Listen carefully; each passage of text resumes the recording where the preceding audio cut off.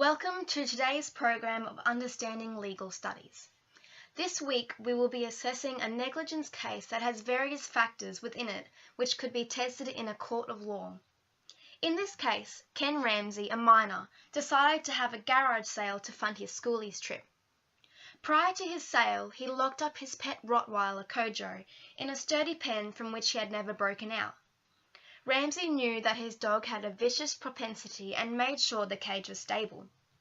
After Kojo was locked up, he started setting up his sale items on two old metal trestle tables. One of these kept collapsing, so he secured it with a cable tie. At 9 a.m, Neville Biggs entered the yard and, seeing a video game he loved, rushed towards the table and bumped it.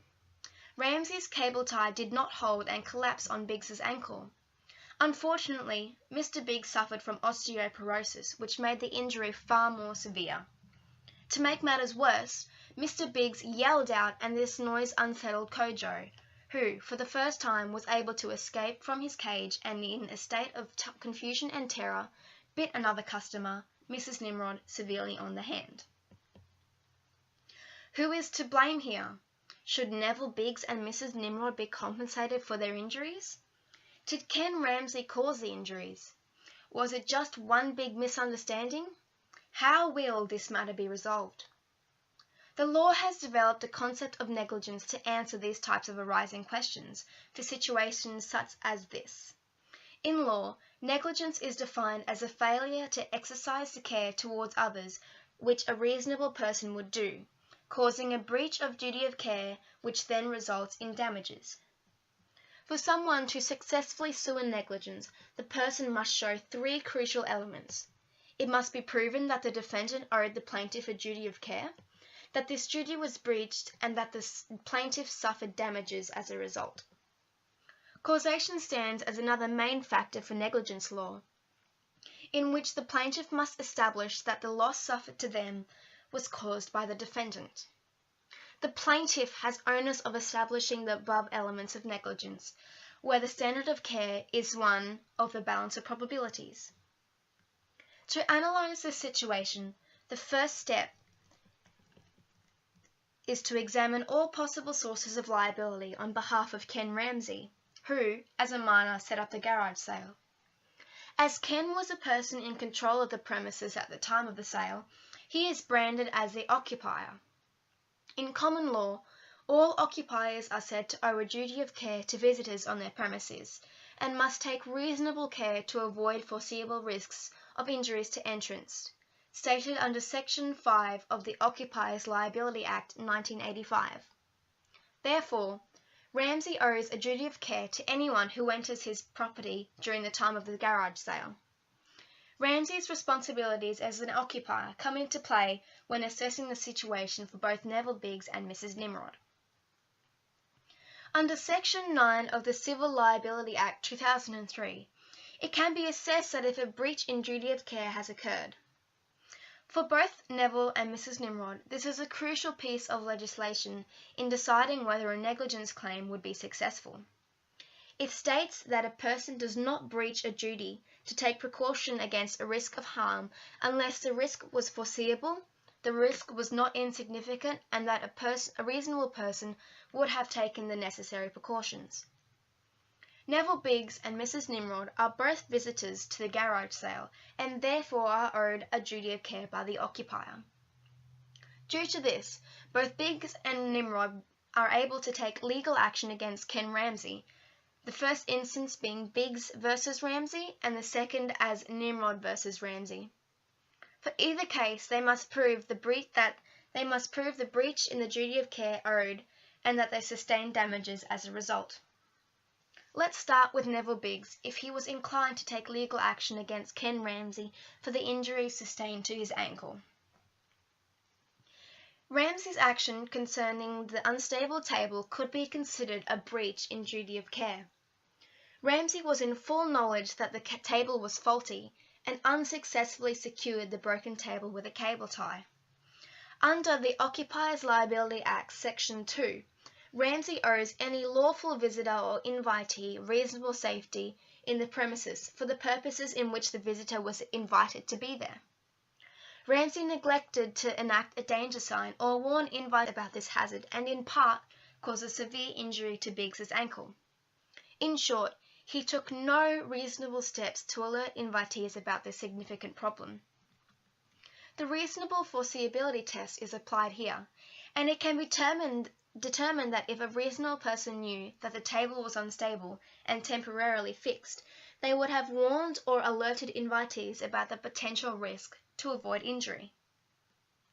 If Ken Ramsay had hung a warning sign or had verbally informed the invitees about the table, he would have taken all reasonable steps to avoid the issue, and there would have been no breach in his duty of care as an occupier, and as a result, Biggs's claim would have been invalid. Contributory negligence comes into play in Biggs's case. Contributory negligence is a concept used to characterize conduct that creates an unreasonable risk to oneself. When a person acts in this unreasonable way and injury occurs, the person may be entirely or partially responsible for the resulting injury and therefore be barred from recovering damages, or the damages may be reduced to reflect the person's role in the resulting injury. It can be seen that this fits into what occurred into this legal situation, as Biggs rammed himself into the unsecure table, causing it to collapse onto him. Ramsay would be able to raise this defense, and Biggs's compensation may be reduced. Also, it must be kept in mind that Biggs has a pre-existing condition that worsened his injuries, which would factor under the eggshell skull principle. The eggshell principle is a legal doctrine that says the wrongdoer takes a victim in the condition that they find them. There is no allowance for an already weakened state of the injured party. This legal concept would apply, and the defendant, Ramsay, would not be able to raise this in his defense. Now, examining a similar case, Niendorf versus Junkovic, in which the plaintiff slipped and injured herself on an uneven surface in the driveway of the defendant's home during a garage sale. The court ruled that the risk was so visible and ordinary that the defendant could not have been required to take any action against it, so therefore Niendorf lost the case.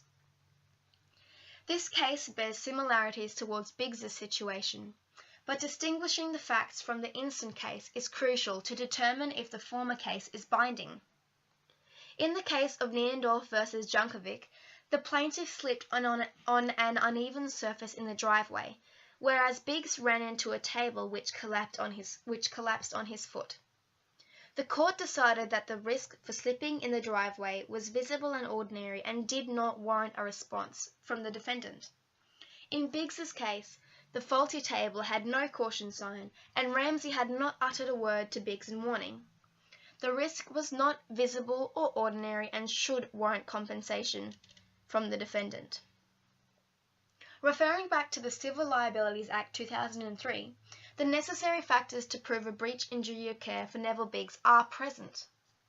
After analysing these factors, it can be concluded that Biggs would be able to successfully sue and argue this negligence case, but with a reduction of approximately 20 to 30% in damages due to contributory negligence. Now, to address Mrs. Nimrod, who may want to sue Ken Ramsay for negligence for the injuries sustained to her hand. In Nimrod's case, it is far more manageable to assess the three elements of her possible negligence claim, and therefore easier to distinguish what would occur if she was inclined to take legal action against Ramsay. Ken Ramsay's treatment of his dog Kojo is the basis of Mrs. Nimrod's possible claim. In regards to Ramsay owning a dangerous dog, he is obligated by the Animal Management Act 2008 to ensure that his dangerous dog be confined in an appropriate pen that would prevent the animal from causing injury. It can be seen that Ramsay was fully aware of the behaviour of his dog and complied with this law, taking reasonable steps to restrain him in a cage which, to the best of his knowledge, had never been faulty or Kojo had previously broken out of. Ramsay had taken all reasonable steps possible to properly control his dog, not in any way breaching his duty of care. The owner is liable if their dog commits an offence if they do not exercise effective control over the animal. A dog is considered under effective control if it is tied up by means of a rope, leash, or secured in a cage. It is a defense to this charge if an owner can prove that they had taken all reasonable steps to prevent the dog from wandering at large. Under this theory, Ken Ramsey would be able to argue a successful defense, as his dog was under effective control as far as humanly possible. But, on the other hand, if Ramsey had not secured Kojo in his cage and he had attacked Nimrod, the dog would not be classified under effective control, and under these circumstances, Nimrod would be able to successfully sue Ramsey for negligence, claiming up to $10,000 in compensation. Under the Civil Liabilities Act 2003, the necessary factors to prove a breach in duty of care for Mrs. Nimrod are not present, with undeniably no breach in duty of care. After analysing the current situation, if Nimrod would be inclined to take her case to court, it can be seen, based on a balance of probabilities, that she would lose the case. General possible outcomes for society for cases such as this are vital to discuss.